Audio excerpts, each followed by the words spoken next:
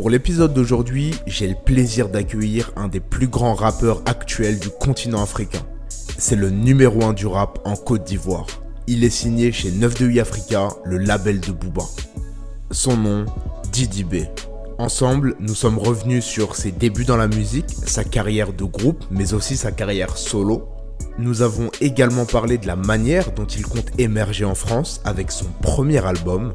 Et tout ça, c'est dans l'épisode 4 de la saison 2, Un moment avec Didi B.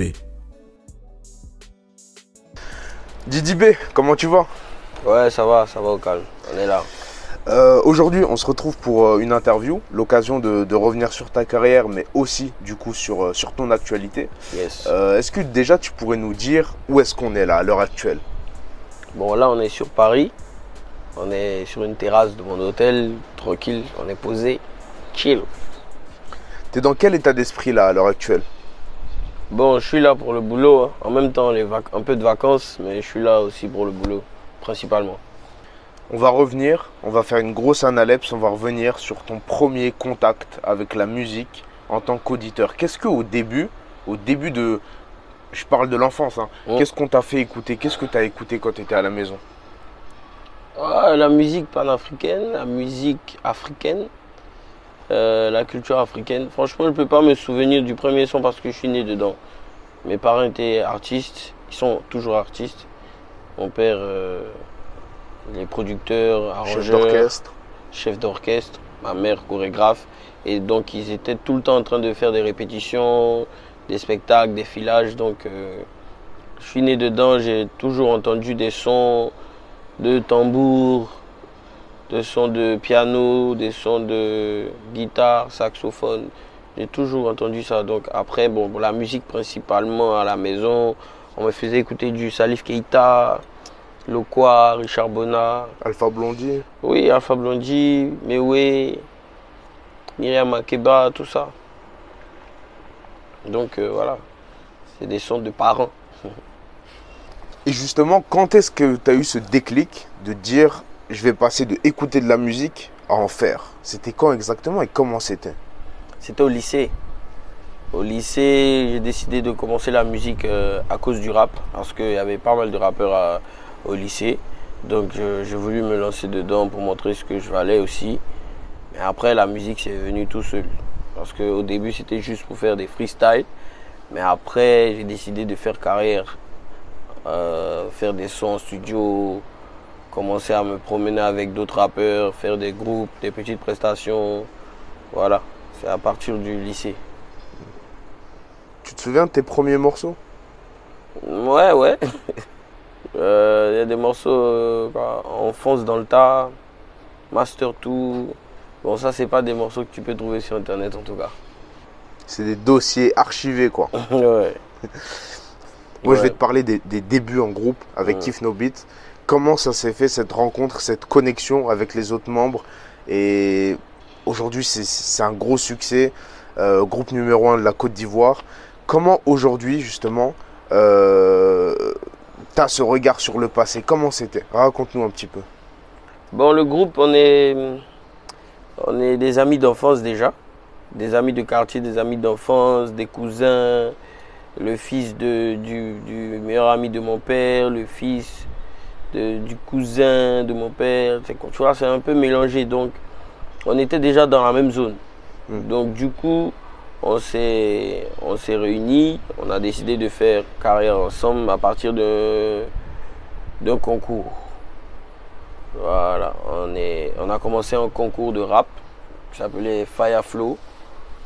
Et c'était le plus grand concours de Côte d'Ivoire. Donc, comme on l'a gagné, on a eu espoir pour continuer, quoi. Du coup, c'est de là qu'est parti Kiff No Beat. Quelle différence tu vois, toi? Est-ce que ça t'a fait un choc quand tu as dû créer en solo? Ou du moins, quand tu as dû créer en groupe? Quelle différence tu fais justement entre ces deux processus de création? Ouais, la différence est vite arrivée parce que avant, je pensais à un morceau pour le groupe. Quand j'écris un morceau, c'est pour le groupe. Quand j'écris un morceau, c'est totalement en pensant au couplet d'un tel. Ou bien quand j'écris un morceau, je pense directement au refrain, si je me mets au refrain ou pas.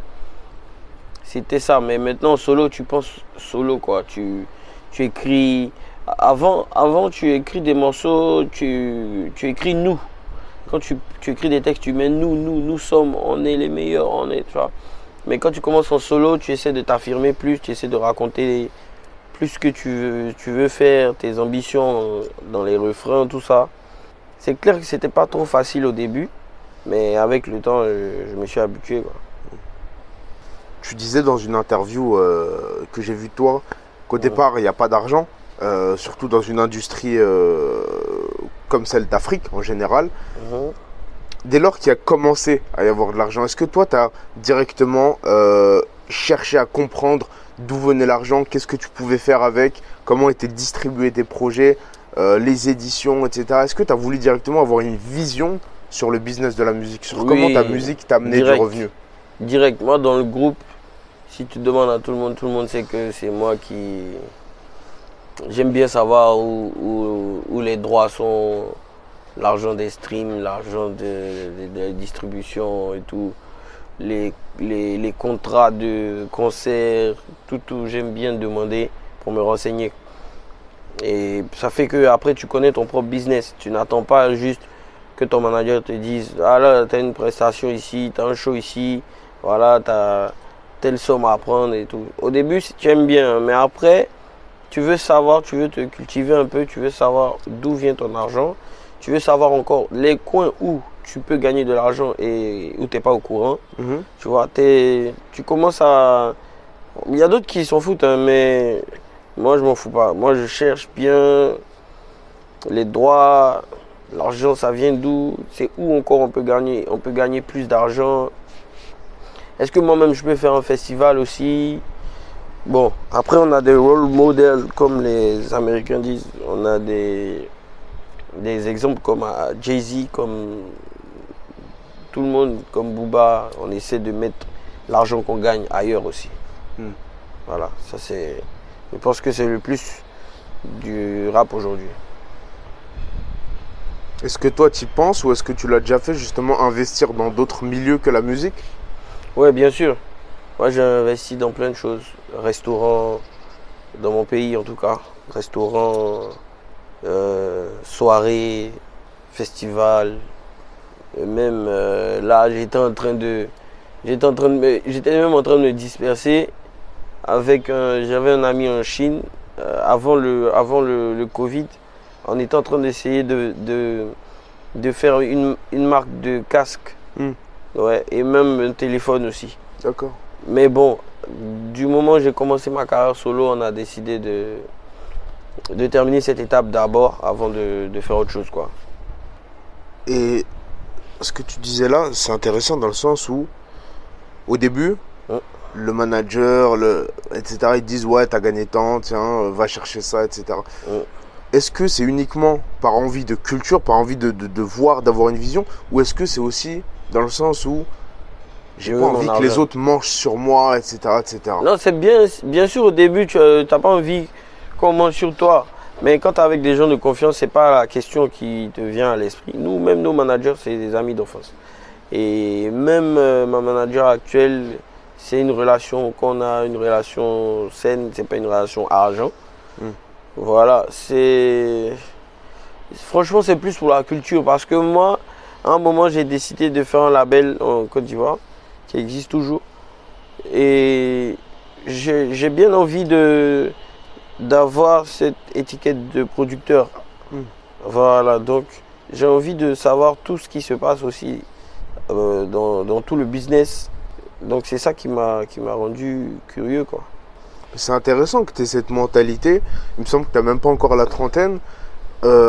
Assez jeune finalement. Bon, comme j'ai dit, c'est les exemples qu'on a vus. Après, ça dépend de l'ambition. Moi, j'ai vraiment envie de devenir quelqu'un de grand. J'ai pas juste envie de devenir un artiste qui a fait son temps, non. Après ça, après la musique, j'ai envie d'être quelqu'un de grand aussi. J'ai envie d'avoir un hôtel à Abidjan, à Assini. Et si tout le monde, si tu demandes à Abidjan, tout le monde connaît mes parrains. Mes parrains, c'est Nikos Tayoro, grand businessman qui a une société de jet privé. Mes parrains, c'est Fabrice Awignon, businessman aussi, qui a une télé, chaîne télé, une entreprise de communication, la meilleure même. Mes parrains nommés DB. C'est que, franchement, mes parrains, c'est pas que les parrains de musique, quoi. Donc, je traîne quand même avec des grands types qui m'apprennent chaque jour où je peux mettre mon argent, tu vois. Les directeurs de banque, Jean-Philippe Touré, c'est mon vieux père. À chaque fois, on a des rendez-vous, il m'explique où je peux mettre mon argent, tu vois. Tout le monde me connaît. Même là, dernièrement, j'ai fait un entretien avec le plus riche de Côte d'Ivoire. Enfin, il n'aime pas qu'on dise ça, mais c'est l'un des plus riches de Côte d'Ivoire, la famille la plus riche de Côte d'Ivoire, Jean-Louis Billon. On a parlé. Je l'ai un peu titillé sur Internet dans une émission où il a dit que l'argent, ça ne fait pas le bonheur, ça ne peut pas tout avoir. Moi, je lui ai dit non. Il faut qu'on arrive à ton stade d'abord avant de vérifier. Il faut que nous, on vérifie aussi, tu vois. Donc, après, il a aimé ma réaction et on s'est donné rendez-vous. On a fait un entretien ensemble filmé où on a parlé. Et finalement, c'est devenu mon parrain aussi qui va m'accompagner dans mon concert, tout ça, tu vois. Et c'est même pas des gens qui sont dans le même domaine que moi. Donc, moi, je m'intéresse beaucoup à ça. J'ai envie de devenir quelqu'un de grand. J'ai envie d'avoir une marque de vin où c'est écrit vin de Bordeaux by Moujaveli. Tu vois un peu? Après la musique, j'ai envie de ça. Donc c'est pour ça que je suis aussi curieux. Ou faire du whisky comme Booba. Ah, tu vois. Le boss même, il est déjà dans ça, tu vois. Tu as soulevé un point important, l'argent et le bonheur. C'est intéressant, ça m'a fait penser à... il y a environ un an, je parlais avec Green Montana, du coup signé chez 9 de I. Ouais. Et il avait un petit peu la même réflexion que toi. Je lui ai dit, est-ce que tu penses que l'argent fait le bonheur? Il m'a dit, moi je pense, mais c'est seulement quand j'y arriverai, ça se trouve, je voudrais autre chose. Ouais. Et qu'est-ce que tu penses qu'on peut vouloir de plus que l'argent?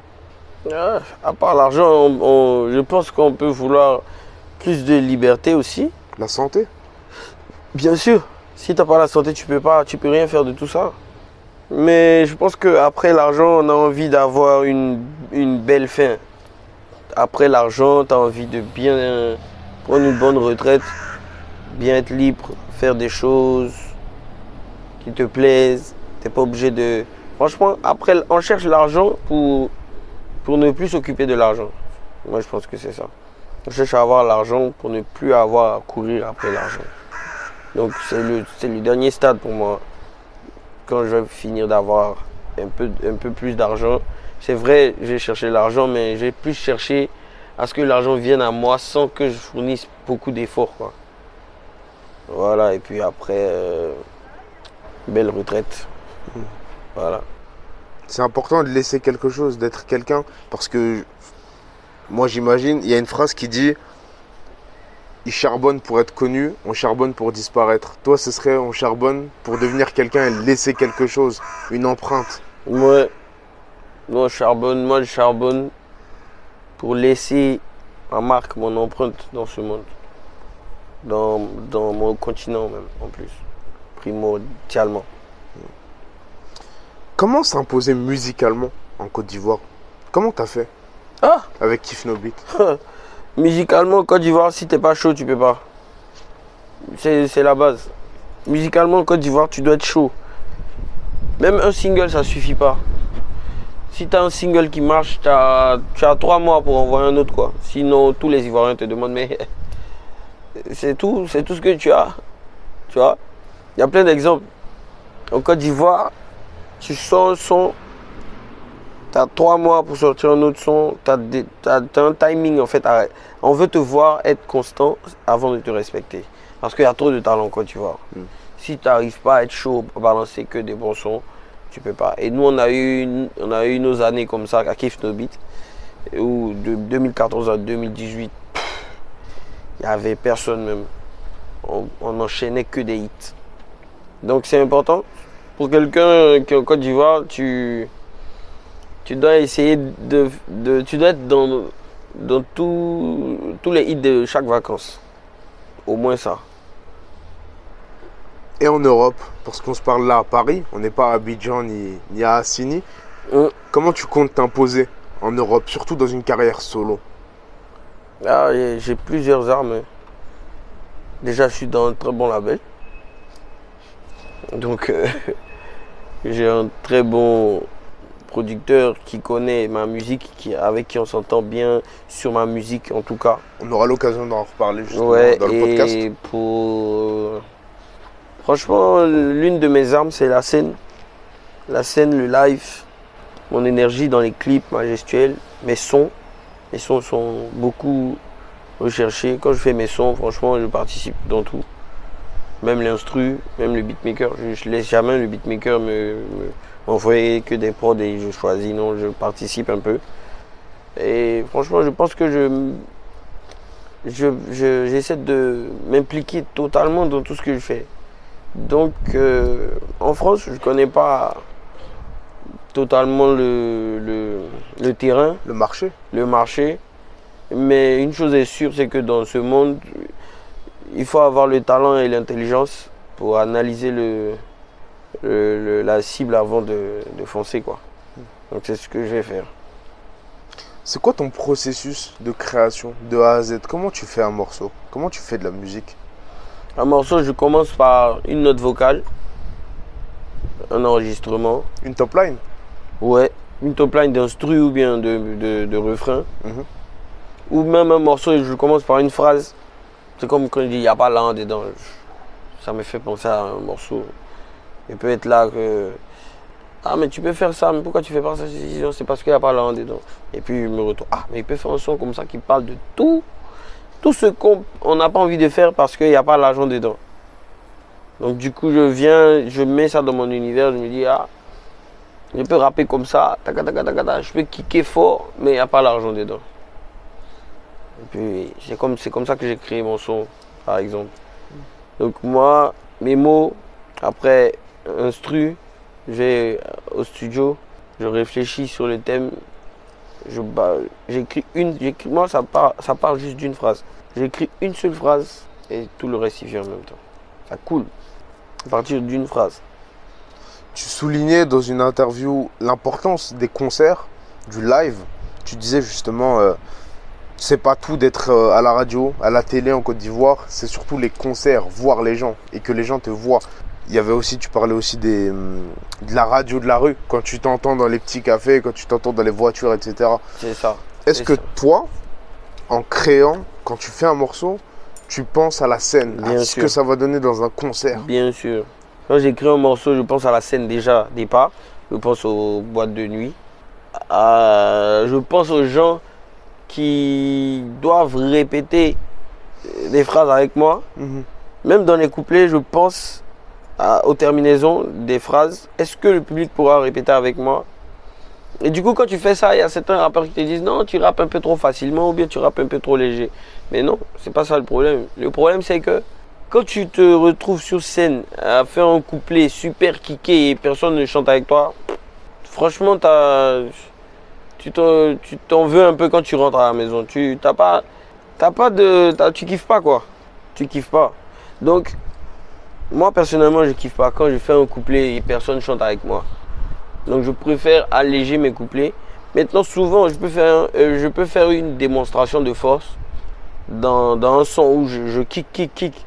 Mais c'est pas totalement. Moi, je fais pas ça tout le temps. Donc, déjà, j'aime quand les gens chantent avec moi. Donc, j'écris par rapport à ça.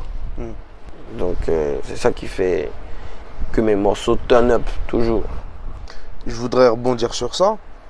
Quand tu vas sur scène, tu fais un morceau pour le public. Et justement, il faut aussi faire un morceau pour les rappeurs, pour leur montrer, parce que tu es dans l'ego trip, pour leur montrer que tu sais toujours kicker. Ouais. Du coup, tu peux faire les deux au final. Je fais ça. Donc, il n'y a pas l'argent dedans, j'ai fait ça. Donc, ils peuvent rien créer, j'ai fait ça. Donc, non, il n'y a pas de problème. Je fais ça tout le temps. Mais seulement qu'il y a des morceaux, tu n'as pas besoin de faire ça.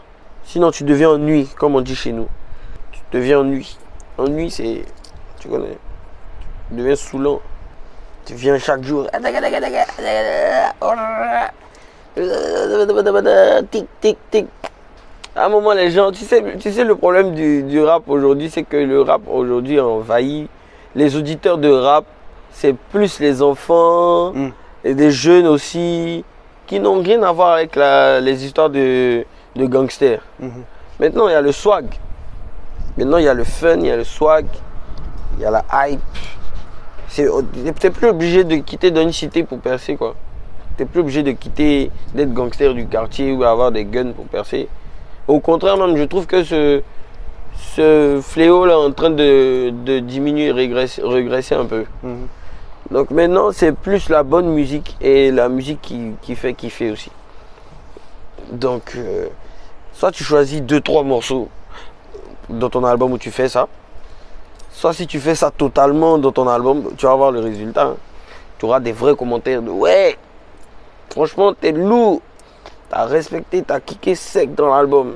Finalement, tu vas vendre 2000 CD ou un truc comme ça. Il n'y a pas l'argent dedans. Bien sûr. T'as fait un coup de com' là, sur un plateau TV. Ouais. T'as dit soudainement, Kif No Beat c'est fini. Moi je m'entends plus avec personne sauf Black K. Et après toutes les personnes sur le plateau, elles étaient en mode ah l'émission elle va faire des vues, il a lâché une bombe. Et là, boum, il n'y a rien du tout, on va sortir bientôt un album, tout le monde s'entend bien. Mais justement, comment tu fais pour gérer ces deux carrières? La carrière solo et la carrière en groupe avec Kif No Beat? Bon, la carrière Kif No Beat, honnêtement, la carrière Kif No Beat en stand-by. On est plus aussi actif qu'avant. On a des rendez-vous chaque année, tu vois. On a des rendez-vous, comme cette année, on a un rendez-vous de 10 ans de carrière sur scène et tout. Mais on n'a pas des rendez-vous super réguliers comme avant, tu vois. Donc du coup, on a le temps pour faire nos sons solo, notre carrière solo. Le rendez-vous de Kif No Beat, c'est pour un truc précis, quoi. Voilà, donc c'est pas aussi difficile que ça. Comment tu t'es pris la célébrité, toi? Oh, franchement, j'ai pas vu ça venir hein, parce que moi j'étais déjà une petite star depuis que j'étais petit. Bon, j'ai pas senti la différence. Moi, depuis 2 ans, j'étais un peu la petite star de l'école. 2 ans, 4 ans, parce qu'à 2 ans, j'ai fait un petit clip. J'ai participé à un clip de Mewe, 4 ans aussi. Après, j'ai fait un film à 11 ans. Après, j'ai fait plusieurs clips aussi entre 10 ans et 15 ans et tout. Avant que je commence le rap, j'étais déjà à la télé, quoi. Exposé. Voilà. Donc, du coup, mais j'avoue que le rap, c'est devenu un peu plus géant. Parce que c'est international avec la musique, tout ça, les fans et tout. Mais je me suis rendu compte que j'étais vraiment bien quand on a fait un concert, par exemple, au Niger, où il y a un moment, le public a commencé à dire Didi B, Didi B, Didi. À un moment, quand tout le monde dit ton nom comme ça, c'était à l'étranger, c'était nos premiers concerts.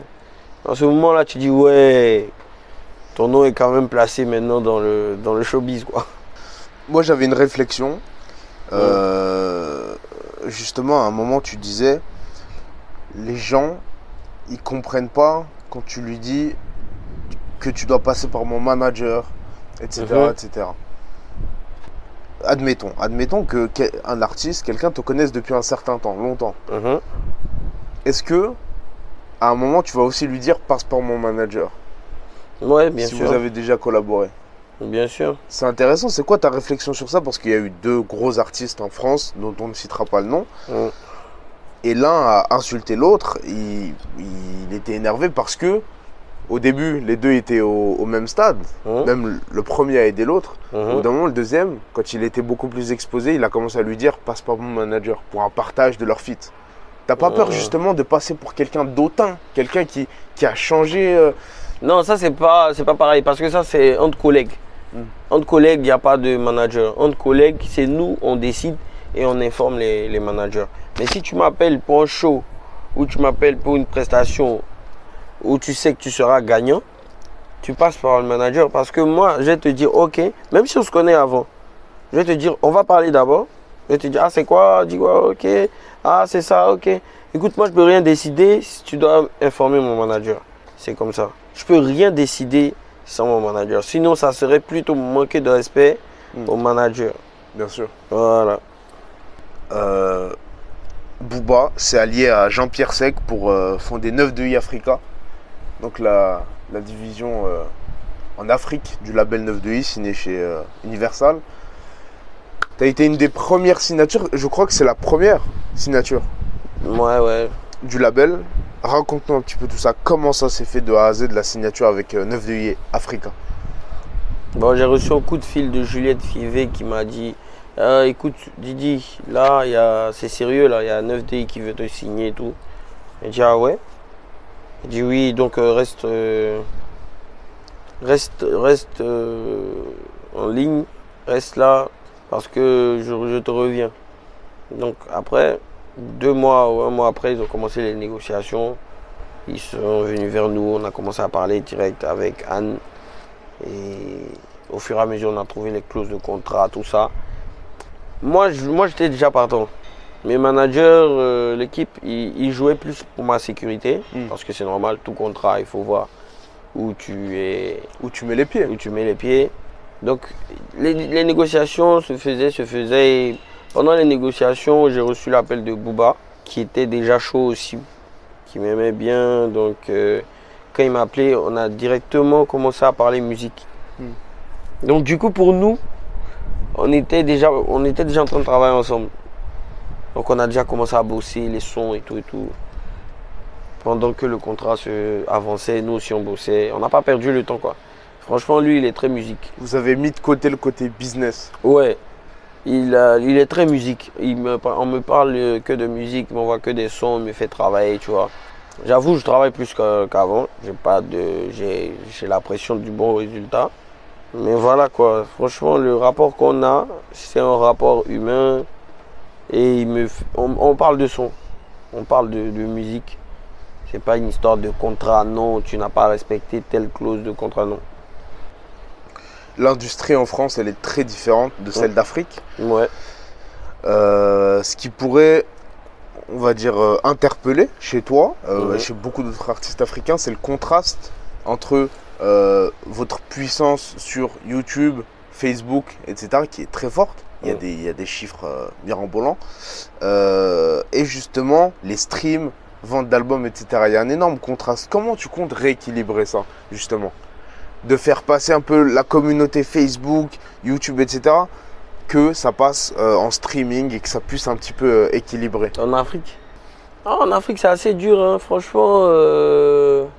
C'est une stratégie que j'ai depuis, enfin à laquelle je pense depuis, mais c'est pas maintenant qu'on peut trouver, on peut pas trouver la solution aussi facilement. C'est une histoire de développement du pays, c'est une histoire de culture. Voilà. Et comme je disais, il faut plus que les fans achètent des cartes Visa, essaient de s'inscrire sur les plateformes pour streamer. En Afrique, on a. Je sais que vous faites ça ici, mais nous en Afrique, c'est pas tout le monde qui a par exemple un compte Netflix. Il y en a plein qui l'ont. Il y en a plein qui l'ont par l'intermédiaire d'un gars qui a un compte en Europe. Mais il y a plein qui ne savent pas aussi qui sont capables de créer un compte. Bien sûr. Spotify du jour au lendemain. Il faut éduquer les gens. Ils se disent que c'est trop compliqué, les histoires de mettre ma carte et insérer mes coordonnées avant d'écouter la musique. Non, c'est mieux je vais sur YouTube. Ou c'est mieux je télécharge. Tu vois. Donc c'est une histoire d'éducation, en même temps c'est une histoire de développement du pays. Donc pour le moment, nous on essaie de faire des campagnes. Dernièrement, on avait signé avec une banque qui s'appelle UBA, juste pour les streams. Ils nous ont partagé des cartes, on a signé un gros contrat et tout. Mais même ça, c'était pas bien passé. Il faut toujours trouver une autre solution. Donc je pense que c'est un truc qui va venir. Franchement, ça va venir. Espérons, parce que là, il y a un corbeau qui fait que crier.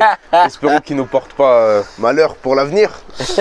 Mais du coup, tu es sur la création de ton premier album. Ouais. Booba t'accompagne un peu, j'imagine, sur la direction artistique. Beaucoup. Tu t'étais exprimé dessus. Ouais. T'en es où, justement, sur ce premier album? Ça va être un défi gigantesque, j'imagine. Ouais, c'est un gros défi, mais en même temps, c'est la première pierre que je pose pour ma carrière. Donc, on commence, quoi. C'est un commencement. C'est un défi, mais bon là, on est à la fin. du projet. On est bon. On est plutôt sur la stratégie, et sur la com, sur comment on va faire, tout ça. Mais malgré ça, je continue de faire des sons. Tu vois. Donc voilà. Est-ce que tu te considères comme le numéro 1 de la Côte d'Ivoire? En quoi? Général, en rap. En Côte d'Ivoire, le numéro 1, bon, franchement, chercher à être le numéro 1 en rap, ça fait plus partie de mes défis, quoi. C'est quelque chose que j'ai déjà géré avec mon groupe. Donc, personnellement, c'est un titre qui me plaît. Mais moi, je suis plutôt dans l'artiste. Je cherche à être l'artiste de ma génération, le meilleur artiste de ma génération, en fait. Et quand je dis artiste, c'est-à-dire qu'on me met à côté même d'une chanteuse ou d'un gars de variété. Pas rappeur, c'est quoi. Pas rappeur, non. Rappeur, c'est trop facile pour moi au pays. Franchement, c'est trop facile. Je pense que c'est pas un truc. Pour quelqu'un qui fait beaucoup d'ego trip, ça me surprend un petit peu. Pour quelqu'un qui fait beaucoup. Mais dans mes textes, oui, j'en parle. Dans mes textes, je leur dis qu'ils se trompent s'ils pensent que. Mais ils savent tous. C'est pas un truc. C'est pas un truc qui est étonnant. Ils savent tous scoop, que. quoi. Non, c'est pas un scoop. Ils savent tous. Ils m'évitent même. Ils m'évitent. Parce que justement, c'est parce que j'ai fini la Ligue 1 que j'essaie de. Je cherche la Ligue des Champions. Bien sûr. Ouais. Tu disais tout à l'heure que parfois tu raccourcis un petit peu les paroles, tu cherches les terminaisons pour que ça passe bien sur scène. Je voudrais rebondir sur ça. Est-ce que toi, tu as fait beaucoup de concessions dans ta carrière? À travers concessions, c'est pas péjoratif, c'est tout simplement dans la création de sa musique, essayer de toucher un nouveau public, savoir qu'on peut toucher un nouveau public en faisant ci, en faisant ça. Est-ce que ça t'est beaucoup arrivé dans ta carrière? Oui. Surtout même surtout dans la musique avec le coupé-décalé qui marchait bien, tout ça. Fallait qu'on arrive à trouver un truc pour attirer d'autres personnes. Donc à chaque fois, on était en train de faire un brainstorming. À chaque réunion, on cherche comment on doit faire des sons pour le public qui écoute le rap et le public qui écoute pas le rap, qui écoute le coupé-décalé. Comment faire des sons typiquement ivoiriens pour l'ivoirien. Mais parce qu'en Côte d'Ivoire, si tu fais le wesh 2 secondes, t'es perdu. C'est vraiment incroyable parce que justement, des rappeurs d'Europe viennent faire des concerts en Côte d'Ivoire. Et on connaît tous par cœur les chansons. Mais si t'es ivoirien que tu fais le wesh 2 secondes, on dit tu te prends pour qui? Tu vois? Tu es ici avec nous, tu chantes comme nous, tu parles comme nous. Donc, il n'y a pas de... Il n'y a pas de rap. Non, il n'y a pas... Mais justement, moi, je suis têtu parce que moi, je fais le rap en français. Et ça a payé. Et je fais du rap en louchi aussi. Je suis l'un des seuls à faire ça. Lunatic disait pas le temps pour les regrets. Est-ce que tu as des regrets dans ta carrière? Aucun. Aucun. Tu as tout fait. Tu as fait tout ce que tu voulais faire. Oui. Et tu fais ce que tu veux. Là, je vais bien. Aucun regret. On souhaite qu'elle soit longue en tout cas. Moi, j'ai ma dernière question. Ma question signature. C'est une collaboration. En fait, c'est une mise en situation. Est-ce que toi, tu as une collaboration de rêve depuis que tu es tout petit? Un artiste avec lequel tu aimerais beaucoup collaborer. Il peut être décédé d'un autre genre musical, d'une nationalité différente. Le temps d'une session studio, cet artiste vient et vous créez de la musique ensemble. Qui ce serait? Qui tu choisis? Oh, il y a Wayne. Lil Wayne. Lil Wayne, Beyoncé. En France, c'est Booba. C'est clair que c'est Booba parce que c'est mon gars. Franchement, lui, je l'ai écouté depuis. C'est lui. C'est Booba. Et il y a un featuring qui arrive justement entre vous deux? Inch'Allah. Si tout se passe bien. Tout se passe bien déjà. Si on prend Lil Wayne. On prend Lil Wayne. Mise en situation. Si tu regardes autour, on est dans un studio. Tu choisis. Il est où le studio? C'est toi qui choisis le studio pour inviter Lil Wayne. Dans quel pays? Dans quelle ville? Dans quel quartier? Abidjan. Lil Wayne, il est à la porte là-bas. Il a faim. Il arrive un peu en retard, il a faim. Il y a des restaurateurs au studio. Et Lil Wayne, il fait ok, aujourd'hui, c'est toi qui décides. C'est moi, je mange quoi? Qu'est-ce que tu lui fais? Une spécialité de chez vous? Non, pas forcément. J'ai pas envie de le mettre mal à l'aise. Les trucs comme ça, c'est après le studio. Mais si on se promène ensemble, je lui dis allons, je fais découvrir la nourriture ivoirienne. Mais Lil Wayne, dès qu'il vient au studio, je lui donne de l'alcool. Logique. Logique. Et si vous feriez un son ensemble, vous parleriez de quoi? Il dit c'est toi qui drive le morceau. Vous parlez de quoi dedans? C'est quoi le sujet? On va parler de la légende et la nouvelle légende. Didi B? Ouais. Et lui, la légende.